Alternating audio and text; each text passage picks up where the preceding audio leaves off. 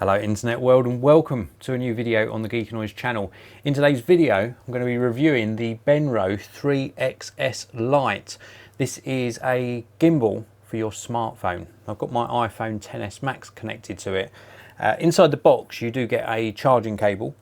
You also get a user manual to get you up and running. This guides you through installing your smartphone, installing the software and obviously connecting and calibrating the gimbal.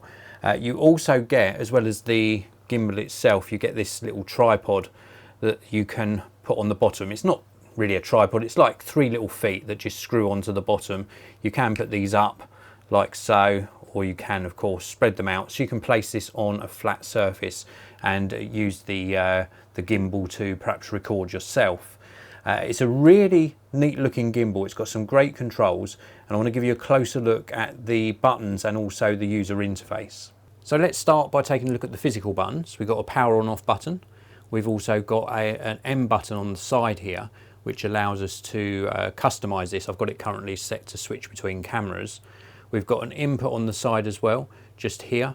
This allows us to actually plug in a microphone, for example.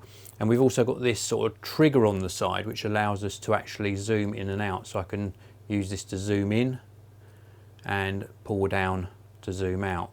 Very, very cool. And then we've got extra buttons just here. These allow us to actually move the gimbal, so we can move up and down and left and right.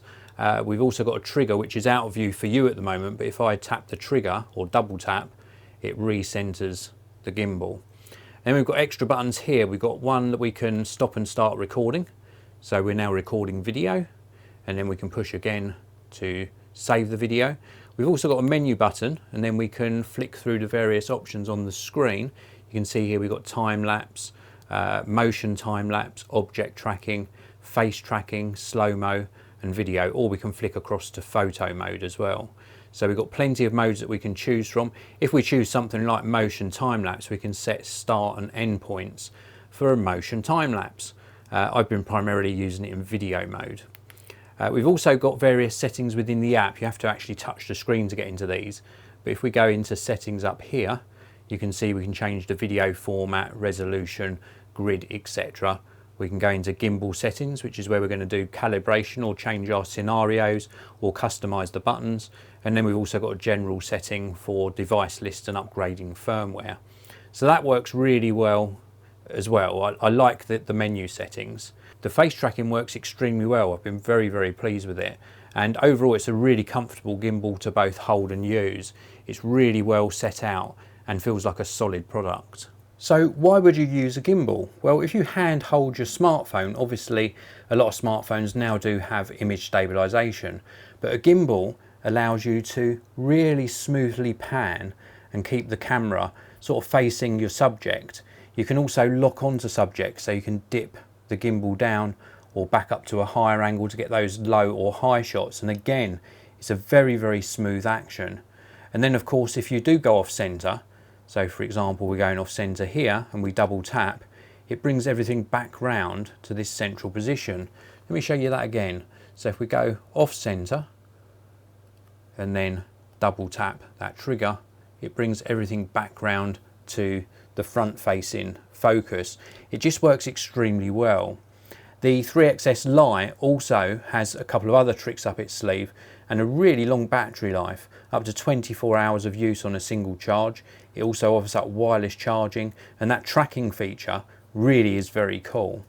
I think it's a really nicely made product actually. The one thing I would say was the initial getting everything set up was a little bit tricky, but with a bit of patience, as with most gimbals, you can get really good results.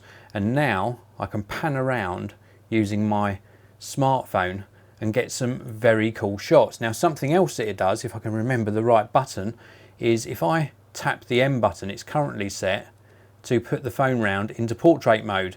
So I can go from portrait to landscape very, very easily. How cool is that? Let me show you that again. A tap on the button and we go from landscape to portrait, and tap again and we're back to landscape mode. I really have enjoyed my time testing the Benro 3XS Lite and using it for capturing some really smooth video. I want to thank Benro for sending this out to me for this review.